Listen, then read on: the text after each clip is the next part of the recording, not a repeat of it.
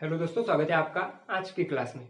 दोस्तों, आज से हम जो क्लास 10th का साइंस है वो पूरा कंप्लीट करने वाले हैं हमारे यूट्यूब चैनल पे। और आज की जो रहेगी वो रहेगी हमारी फर्स्ट क्लास, जो कि होने वाली है हमारे ग्रेविटेशन इस चैप्टर पे। और ग्रेविटेशन के बारे में हम जब पढ़ने वाले होते हैं तो हमें ग्रेविटेशन के बारे में सबसे पहले मालूम होना चाहिए कि ये ग्रेविटेशन होता क्या है। तो हम ग्रेविटेशन को बोल सकते हैं it is a type of force, and this force is act between all the object in the universe. ये जो फोर्स होता है ग्रेविटेशनल फोर्स, ये यूनिवर्स में हर दो ऑब्जेक्ट के बीच में क्या होता है, एक्ट करता है। और ये होता है अट्रैक्टिव फोर्स, यानी ये दो ऑब्जेक्ट को क्या करेगा, एक दूसरे की तरफ अट्रैक्ट करेगा। यानी यूनिवर्स में कोई भी दो ऑब्जेक्ट हो, उन दो ऑब्जेक्ट के बीच में एक फोर्स एक्ट करता है, उसी को हम बोलते हैं ग्रेविटेशनल फोर्स। और इसको जो ऑब्जर्व किया था, इसको जो देखा गया था, उस सबसे पहले किसने देखा था, तो इसकी डिस्कवरी की थी सर आइजैक न्यूटन ने। तो इसको बोल सकते हैं हम observe by observed by the great scientist, the great scientist sir Isaac Newton. Sir Isaac Newton ने इसे क्या किया था, ऑब्जर्व किया था। सबसे पहले खोज किसने की थी, तो सर आइजैक न्यूटन ने। तो स्टोरी तो हमें सबको मालूम है कि सर आइजैक न्यूटन क्या कर रहे थे, एक एप्पल ट्री के नीचे थे, और एक एप्पल ऊपर से जब नीचे गिरा तब उन्होंने उस पर सोचा कि आखिरकार ये एप्पल नीचे क्यों आया। फॉर एग्जाम्पल, अगर कोई हमारे यहाँ पे अर्थ पे, समझ लो कि ये अर्थ है और अर्थ पे एक एप्पल है, एक एप्पल नहीं, एप्पल ट्री है, और ये एप्पल ट्री के नीचे अगर कोई एप्पल वहां से गिर गया तो आखिरकार नीचे ही क्यों आया। इस पर जब उन्होंने सोचा सर आइजैक न्यूटन ने कि ये एप्पल ऊपर से नीचे क्यों गिरा, तो उसी से उन्होंने क्या किया, एक ग्रेविटेशनल फोर्स की डिस्कवरी की थी। तो उन्होंने क्या सोचा था कि ये जो एप्पल ऊपर से आया, ये इधर हॉरिजॉन्टल डायरेक्शन में भी जा सकता था, ये ऊपर वर्टिकल डायरेक्शन में भी जा सकता था, लेकिन उसकी जो डायरेक्शन थी वो टूवर्ड द अर्थ थी। तो उन्होंने उसके बाद सोचा, फॉर एग्जाम्पल अगर अर्थ स्फेरिकल है तो यहाँ पे भी कोई ट्री हो सकती है, और यहाँ पे जो एप्पल रहेगा वो फिर नीचे जाना चाहिए। अगर ऊपर वाला नीचे आ रहा है तो ये भी नीचे जा सकता था। अगर कोई ट्री यहाँ पे है तो यहाँ पे जो एप्पल है वो यानी ऐसे नीचे आना चाहिए था।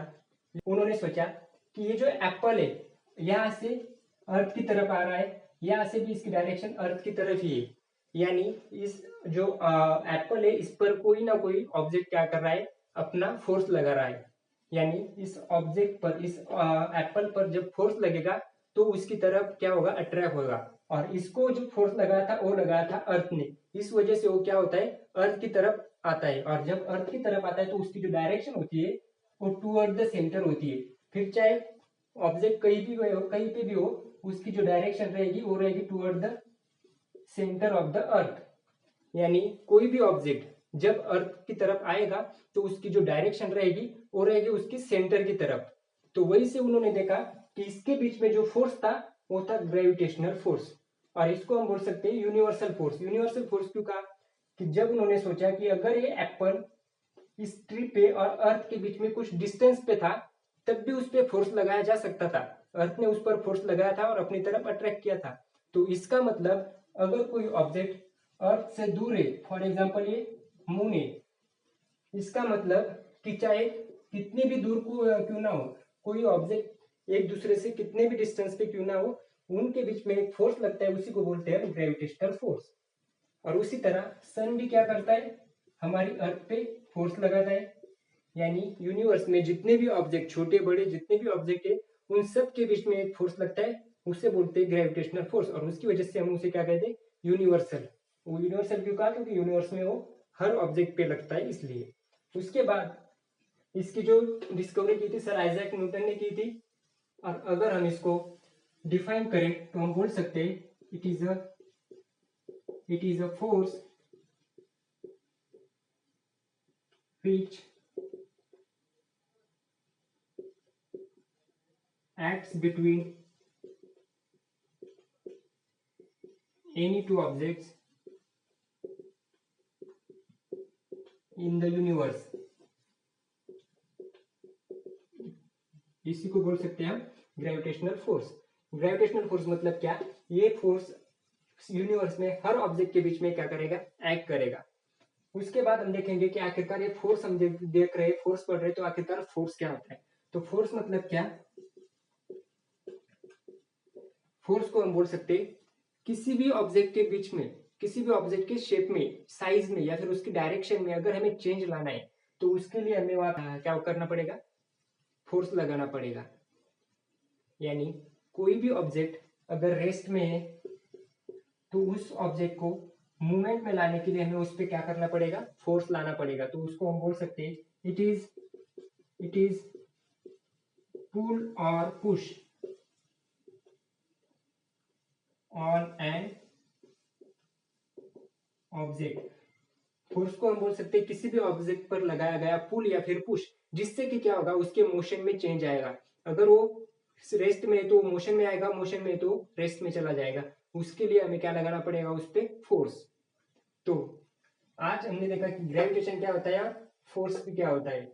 और इसके बाद जो हमारा टाइप रहेगा वो रहेगा सेंट्रीपिटल फोर्स। इसके बाद हम देखेंगे आखिरकार सेंट्रीपिटल फोर्स क्या होता है।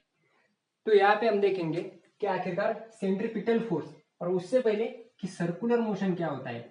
तो सर्कुलर मोशन और सेंट्रीपिटल फोर्स। आप फोर्स मतलब क्या बता सकते हैं और ग्रेविटेशनल फोर्स के बारे में बता सकते हैं। अब देखेंगे हम सेंट्रीपिटल फोर्स क्या होता है। सर्कुलर मोशन मतलब क्या, कि फॉर एग्जांपल कोई ऑब्जेक्ट एक सर्कल में मूव कर रहा है। कोई ऑब्जेक्ट है यहाँ पे या प्लेनेट है, वो क्या कर रहा है, एक जो उसका पाथ है रिवॉल्यूशन का, वो एक सर्कल है।